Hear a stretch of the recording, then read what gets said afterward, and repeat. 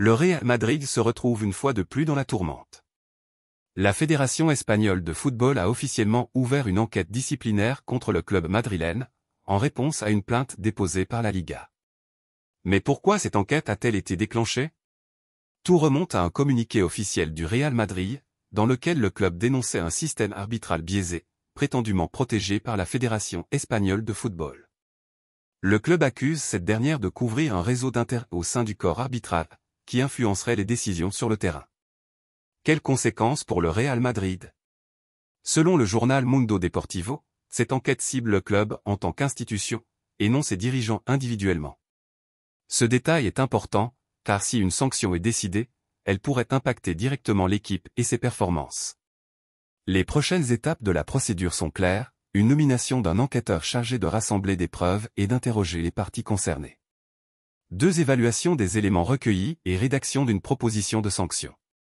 3 présentations de la sanction au club, avec la possibilité pour le Real Madrid de se défendre avant qu'une décision définitive ne soit prise. Le Real Madrid risque-t-il une lourde sanction? À ce stade, il est encore difficile de savoir ce que décidera la commission disciplinaire. Mais une chose est sûre, ce conflit entre la Liga, la Fédération et le Real Madrid ne fait que commencer. Pensez-vous que cette enquête est justifiée? Ou s'agit-il d'un acharnement contre le club madrilène? Dites-nous en commentaire. Mercato, le Real Madrid veut récupérer Nico Paz et Miguel Gutiérrez. Le mercato estival approche, et le Real Madrid est déjà en pleine réflexion sur l'avenir de ses jeunes talents. Parmi les dossiers chauds de cet été, Nico Paz et Miguel Gutiérrez. Pourquoi ces 2 joueurs intéressent-ils tant le Real Madrid? Nico Paz, actuellement prêté en Série B italienne, ce jeune milieu de terrain est en train d'exploser avec le club de Como. Avec ses 16 apparitions, 2 buts et 4 passes décisives, il attire les regards. Carlo Ancelotti, conscient de son potentiel, pourrait l'intégrer au groupe madrilène dès la pré-saison. Miguel Gutiérrez, prêté à Gérone, ce latéral gauche de 23 ans réalise une saison exceptionnelle. Avec 29 matchs, 2 buts et 5 passes décisives, il est devenu l'un des meilleurs à son poste en Liga. Que pense Carlo Ancelotti de leur retour? Dans une récente interview, l'entraîneur italien a déclaré « Nico Paz et Miguel Gutiérrez sont des joueurs très talentueux. Nous suivons leur évolution avec beaucoup d'attention. Leur prêt leur a permis d'acquérir de l'expérience, et ils pourraient être des atouts précieux pour notre équipe. Le Real Madrid devra maintenant trancher, les réintégrer dans l'équipe première ou les vendre pour récupérer des fonds. Selon vous, le Real Madrid doit-il faire revenir ses joueurs ou continuer à leur donner du temps de jeu ailleurs? Une star du Bayer Leverkusen dans le viseur du Real Madrid. Le Real Madrid est en quête de renfort pour la saison prochaine, et un nom revient avec insistance, Alejandro Grimaldo. Qui est Alejandro Grimaldo?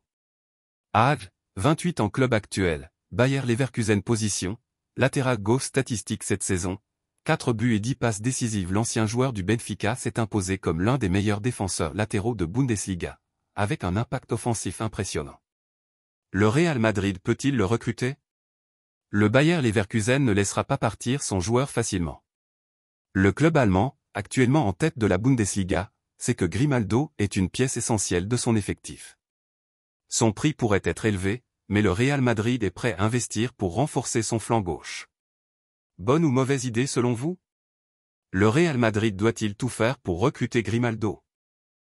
Vinicius Junior, son message fort après le match contre la Real Sociedad. Après un match intense contre la Real Sociedad, Vinicius Junior s'est exprimé face aux médias.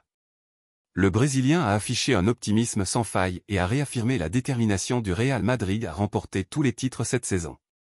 L'état d'esprit du groupe, nous sommes le Real Madrid, nous nous battons jusqu'au bout. Notre mentalité est celle des champions. Sa relation avec Kylian Mbappé, jouer avec lui est un plaisir. C'est un joueur incroyable et ensemble, nous pouvons faire des merveilles. Le Brésilien a également envoyé un message aux arbitres, demandant plus de justice et d'équité dans les décisions. Que pensez-vous des déclarations de Vinicius Junior? A-t-il raison de parler de l'arbitrage en Espagne? Le Real Madrid prêt à affronter Barcelone ou l'Atlético en finale? Avec la fin de saison qui approche, une question brûle les lèvres des supporters, le Real Madrid peut-il battre Barcelone ou l'Atlético en finale d'une grande compétition cette saison? Vinicius Junior a son avis sur la question, Peu importe qui nous affrontons, nous sommes prêts. Barcelone, l'Atlético, ou n'importe qui d'autre. Le Real Madrid est une équipe qui sait gagner les finales. Le Real Madrid est-il vraiment imbattable en finale? Ou Barcelone et l'Atlético peuvent-ils créer la surprise? Un dernier message aux supporters du Real Madrid. En conclusion, Vinicius Junior a tenu à remercier les supporters du Real Madrid pour leur soutien indéfectible. Vous êtes notre force. Nous avons besoin de vous à chaque instant, que ce soit au Bernabéu ou à l'extérieur. Continuez à nous soutenir, nous allons tout donner jusqu'au bout. Quelle est votre opinion sur la fin de saison du Real Madrid? Le club a-t-il les moyens de tout rafler? Réagissez en commentaire et n'oubliez pas de liker cette vidéo et de vous abonner à Écho du Ballon pour suivre toute l'actualité du football en temps réel.